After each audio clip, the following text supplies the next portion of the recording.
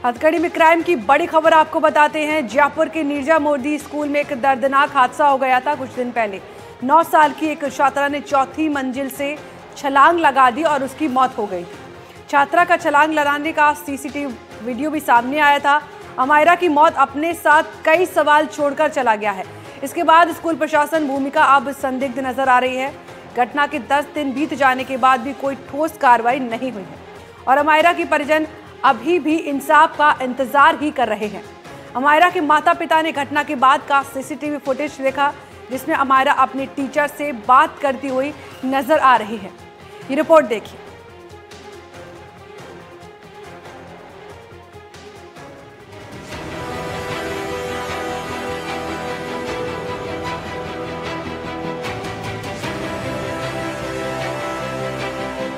कई दिन बीत जाने के बाद भी अमायरा की मौत की जांच जारी है, जबकि अब तक स्कूल प्रशासन की ओर से कोई आधिकारिक बयान सामने नहीं आया है। अमायरा के माता पिता ने घटना के दिन का सीसीटीवी फुटेज देखा, जिसमें अमायरा अपनी टीचर से बात करती नजर आ रही है। फुटेज में अमायरा स्तब्ध है और कुछ सवाल करती नजर आ रही है,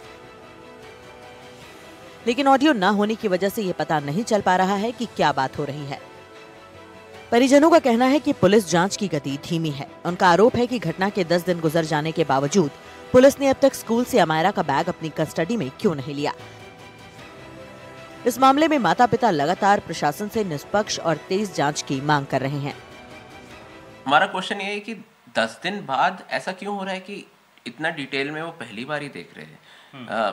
ऐसा क्यों हो रहा है कि हम इस केस में ज़्यादा ढूंढ रहे हैं चीज़ें एज कम्पेयर टू जो ऐसा क्यों हो रहा है कि स्कूल में बैग स्कूल में ही है 10 दिन से। क्या पता उस बच्चे ने उसमें कुछ लिखा हो। कहीं ना कहीं लापरवाही मानते हैं आप? बिल्कुल प्रशासन की बिल्कुल पुलिस प्रशासन लापरवाही है, ढिलाई दी जा रही है इस केस को। कहीं ना कहीं उनके ऊपर प्रेशर है, सबूतों को मिटाने की कोशिश की, सबूतों को मिटा रहा है। जैसे उन्होंने क्राइम सीन को ही तोड़ डाला, सीसीटीवी की कोई बात ही नहीं करता, पुरानी रिकॉर्डिंग्स नहीं देखी जा रही पुलिस के द्वारा कि उससे पिछले दिनों में क्या हो रहा था, कि इस तरह की चीजें और भी हुई हैं। परिजनों का कहना है कि सीसीटीवी फुटेज में अमायरा अपनी क्लास टीचर से बात करती दिखती है, लेकिन जांच की दिशा अभी स्पष्ट नहीं है। परिवार ने स्कूल में बुलिंग का आरोप लगाया है और कहा है कि उनकी बेटी की शिकायतों को अनसुना किया गया। स्कूल की लापरवाही की वजह से ये घटना हुई। इस मामले में दूसरे अभिभावकों ने भी बच्चों की सुरक्षा और स्कूल प्रशासन की जवाबदेही पर सवाल उठाए हैं। वीडियो में क्लियरली दिख रहा है, मिनट बाय मिनट हमने देखा है कि बच्चा 11 साढ़े 11 तक बहुत खुश है, डांस कर रहा है, गोलगप्पे कर रहा है, सब कुछ कर रहा है, फ्रेंड्स के साथ बात कर रहा है। उसके बाद में कुछ बच्चे उसको परेशान करना स्टार्ट करते हैं।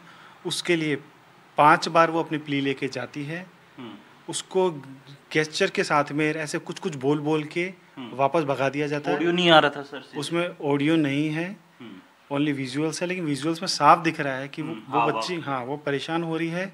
एक मिनट तक, 1.5 मिनट तक वो वहाँ टीचर के कुछ समझाने की कोशिश करी। कुछ बच्चे और आते हैं, लेकिन टीचर उसी को कुछ कुछ बोलती है।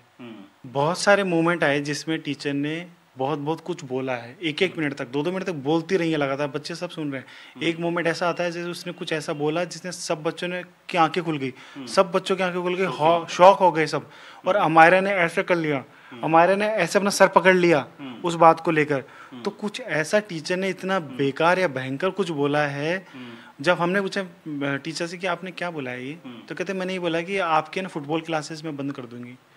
पहली बात, हमारा फुटबॉल क्लासेस में नहीं और बहुत सारे बच्चे नहीं होंगे, तो वो इतनी कोई बड़ी बात नहीं कि सब शॉक्ड हो जाएं उससे कि आपकी फुटबॉल क्लास में नहीं करवाऊंगी। तो ये टीचर, इसमें क्लियरली टीचर को पता है कि वो सब कुछ छुपा रही है।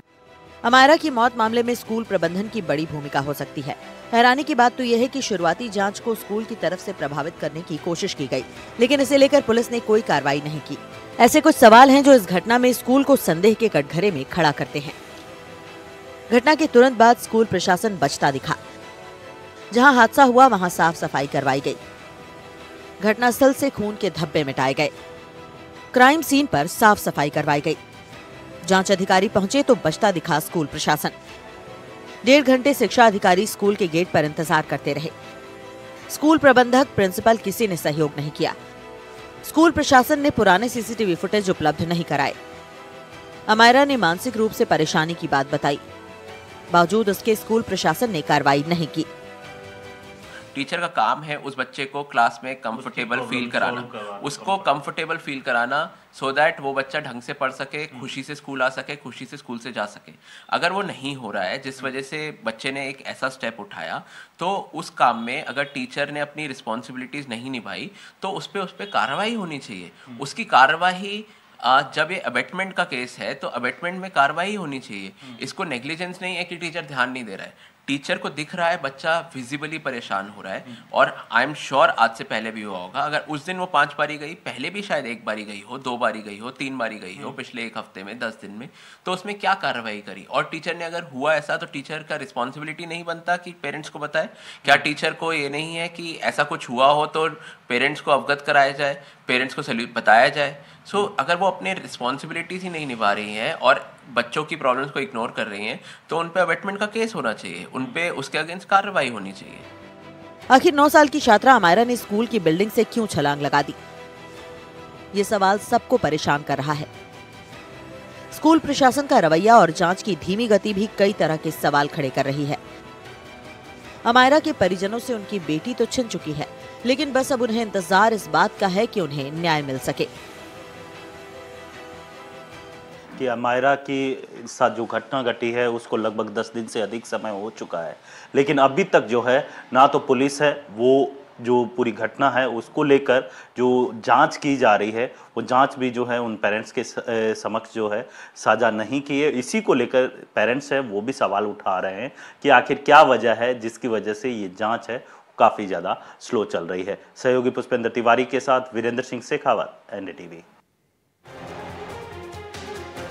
दिल्ली बम ब्लास्ट से पहले गुजरात में भी आतंकी साजिश चल रही थी, लेकिन गुजरात ATS ने इसे बेनकाब कर दिया। 3 आतंकियों को पकड़ा गया। आपको बता दें कि तीनों आतंकियों को हथियार राजस्थान के हनुमानगढ़ से ही मिले थे और आतंकी कोई बड़ी साजिश का प्लान कर रहे थे। ये पूरा मामला क्या है, इस रिपोर्ट में देखते हैं।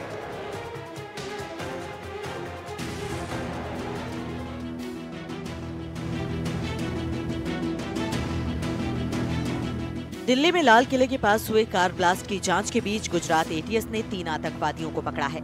शुरुआती पूछताछ में एक बड़ा खतरा सामने आया है। पकड़े गए आतंकियों ने खुलासा किया है कि उन्हें हथियार राजस्थान के सीमावर्ती जिले हनुमानगढ़ से मिले थे। इस खुलासे के बाद राजस्थान ATS की टीम भी गुजरात पहुंची है और पकड़े गए तीनों आतंकियों से पूछताछ की जा रही है।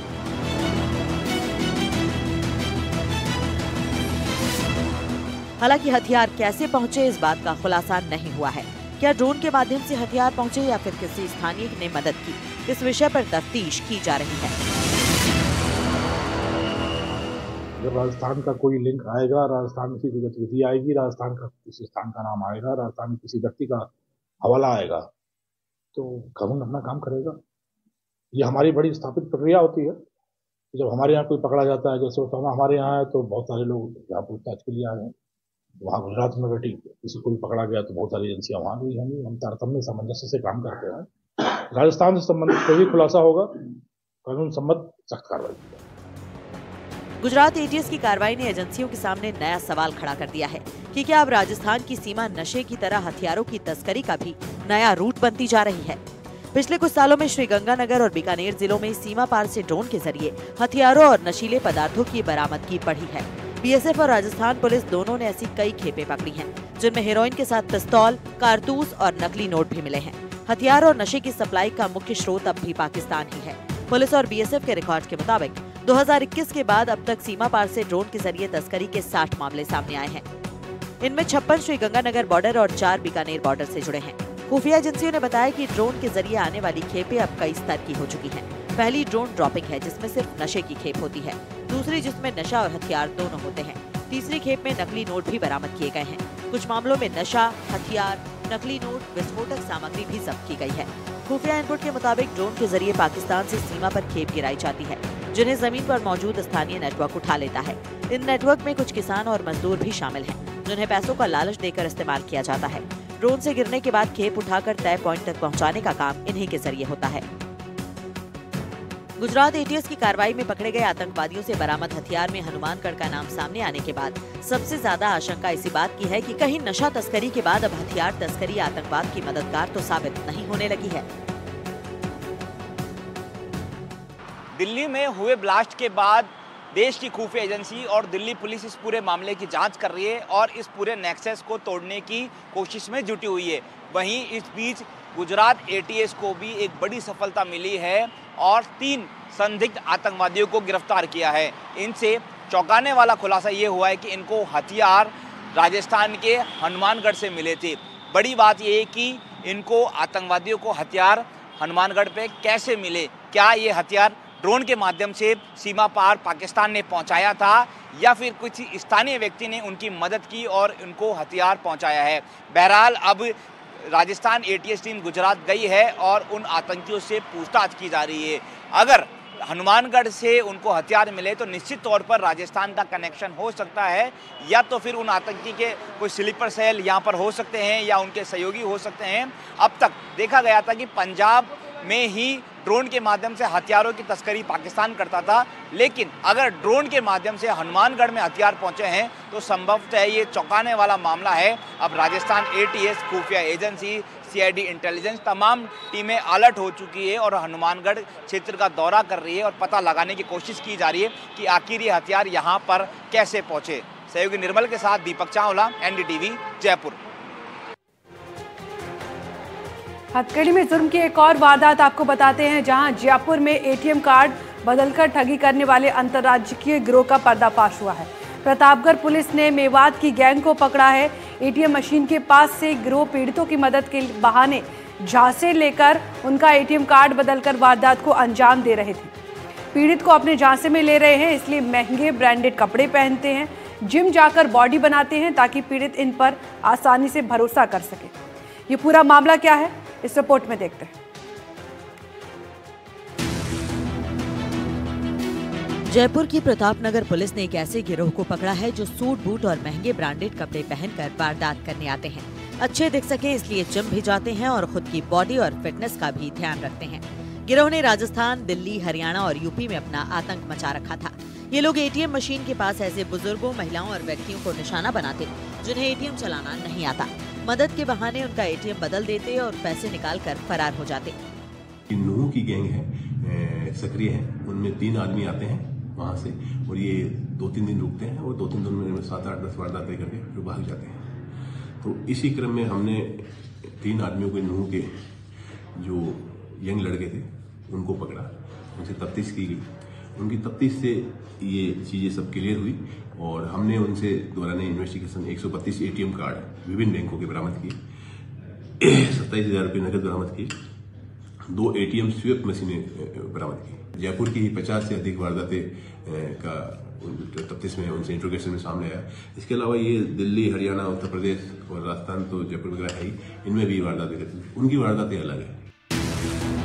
आरोपियों के पास से 132 एटीएम कार्ड और 27,000 रुपए मिले हैं। थानाधिकारी राजेंद्र कुमार शर्मा ने बताया कि ये मेवात में मोबाइल को चालू छोड़कर आते थे ताकि शक होने पर लोकेशन वहां की दिखे। आरोपी अजरुद्दीन और आबिद एटीएम सर्च करने के बाद बुजुर्ग व्यक्ति या सरकारी कर्मचारी के आने का इंतजार करते थे। बदमाशों का लक्ष्य था कि एक दिन में 3 लोगों से 3 लाख रुपए की ठगी करनी है।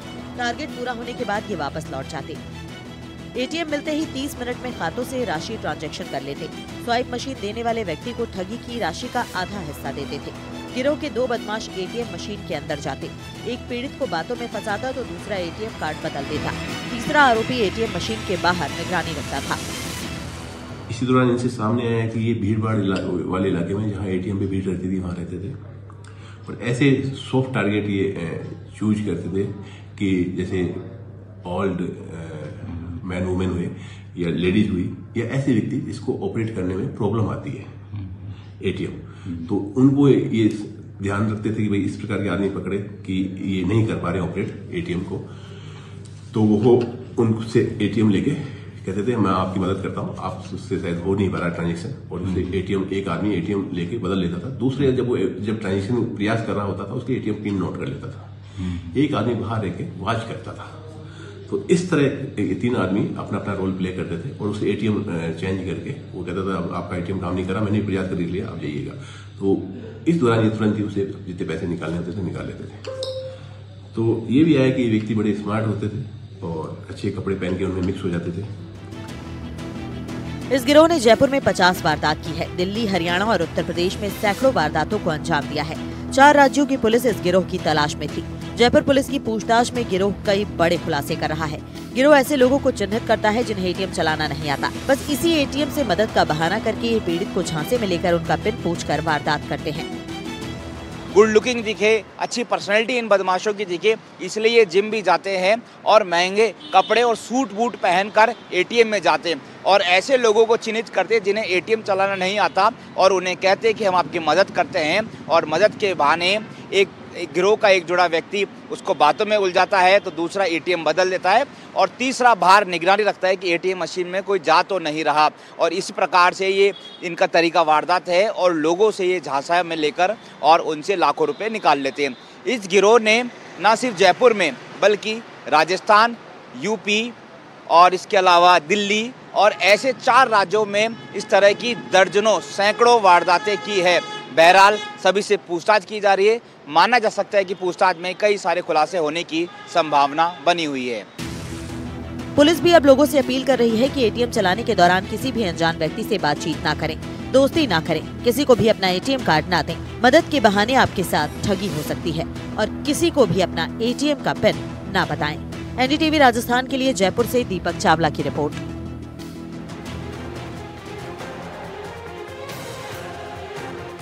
मादक पदार्थों की तस्करी पर लगाम कसने के लिए गठित एंटी नार्कोटिक्स फोर्स ने 544 अवैध से डोडा पोस्ट के साथ एक तस्कर को पकड़ा है। आरोपी से चोरी की गाड़ी, कारतूस, एक मैगजीन और 6 फर्जी नंबर प्लेट भी बरामद किए हैं। आरोपी गोकल राम पिछले महीने ही जेल से छूटकर आया था और जेल से बाहर आते ही तस्करी करने लगा था। इसके पीछे की वजह जानकर आप हैरान रह जाएंगे। अपनी गर्लफ्रेंड की शौक पूरी करने के लिए ये तस्कर बन गया। ये पूरा मामला क्या है, इस रिपोर्ट में देखते हैं।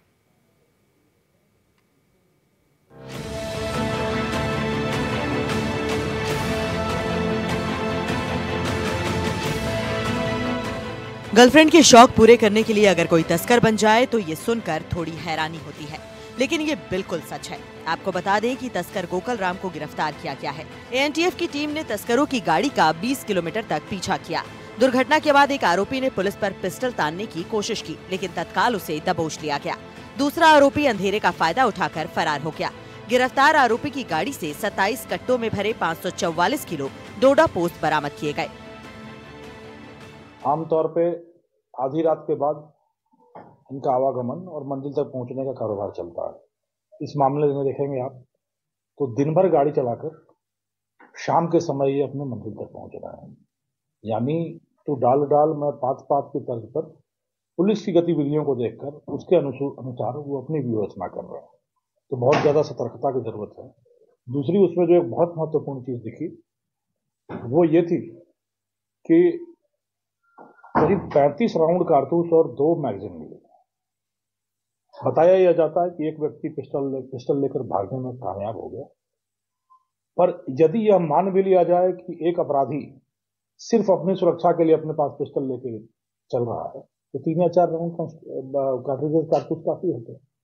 35 राउंड कारतूस लेकर चलना यानी उसका यह मनोबल है, उसकी यह दृढ़ता है कि वह मुकाबले को तैयार है, तभी 35 राउंड कारतूस लेकर चल रहा है। एएनटीएफ टीम द्वारा लगातार पीछा किए जाने के दौरान आरोपियों की गाड़ी ने पुलिस की गाड़ी को कई बार टक्कर मारने की कोशिश की। आपको बता दें कि आरोपी 15 सालों से अवैध तस्करी में लिप्त है। आरोपी गोकल राम कई बार जेल भी जा चुका है। 6ठी कक्षा पास करने के बाद आरोपी गाड़ियों का शौकीन बन गया। उम्र बढ़ने के साथ ही महिला मित्र बनी। महिला मित्र के लिए खर्च करना उसे तस्करी की दुनिया में ले आया। 2011 से 2015 तक अवैध शराब तस्करी में अपनी किस्मत आजमाई। इस दौरान हरियाणा से अवैध शराब की ट्रक गुजरात सप्लाई करने लगा। 2016 से अवैध डोडा पोस्ट की सप्लाई का काम शुरू किया। 2018 में अवैध डोडा पोस्ट के साथ सदर थाने में पकड़ा गया। 15 महीने जेल में बिताने के बाद जमानत पर बाहर आया। 2023 में पुलिस थाना निम्बाहेड़ा में डोडा पोस्ट के मामले में वांछित रहा। ये सारे अपराधी बचपन से ही इनमें महत्वाकांक्षा होती है, बड़ा आदमी बनने की इच्छा होती है, खूब पैसे कमाने की इच्छा होती है, पर पढ़ाई में मन लगता नहीं, कोई काम करते नहीं है।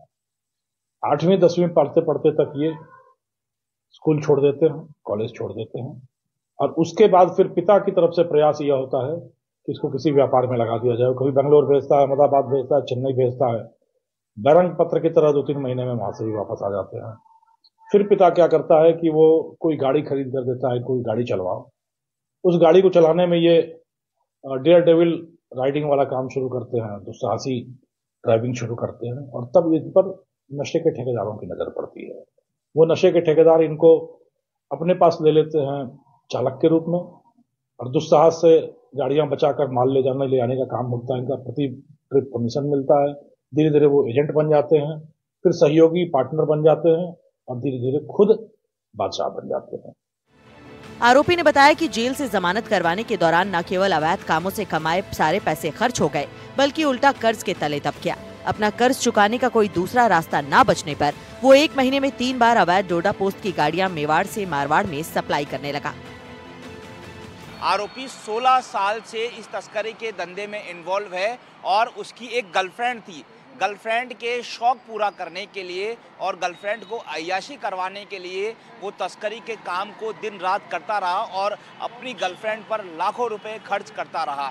एएनटीएफ टीम को उसने पूछताछ में ये खुलासा किया है। इसके साथ ही वो महज 6th क्लास तक पढ़ा हुआ है और पढ़ा लिखा नहीं था, लेकिन दिमाग उस पर बहुत तेज था और उस पर कर्जा भी था उसके परिवार पर। तो कर्जा उतारने के लिए, शॉर्टकट में पैसा कमाने के लिए वो तस्करी के काम में, धंधे में आया और उसके बाद देखते ही देखते पश्चिमी राजस्थान और इस देश का बड़ा कुख्यात तस्कर बन गया। बाड़मेर से इसको गिरफ्तार किया गया है और आरोपी से लगभग 350 किलो डोडा पोस्ट, इसके साथ ही अपनी सुरक्षा के लिए उसने मैगजीन और 35 कारतूस भी रखे थे। सूत्रों की माने तो वो पुलिस से मुठभेड़ के लिए भी तैयार था, लेकिन पूरा जाल बिछाकर इसको गिरफ्तार किया गया है। बहरहाल इससे पूछताछ की जा रही है। माना जा सकता है कि पूछताछ में कई खुलासे होने की संभावना बनी हुई है। सहयोगी निर्मल के साथ दीपक चावला, एनडीटीवी, जयपुर। हमारे खास कार्यक्रम हथकड़ी में आज के लिए बस इतना ही। आप देखते रहिए एनडीटीवी राजस्थान। नमस्कार।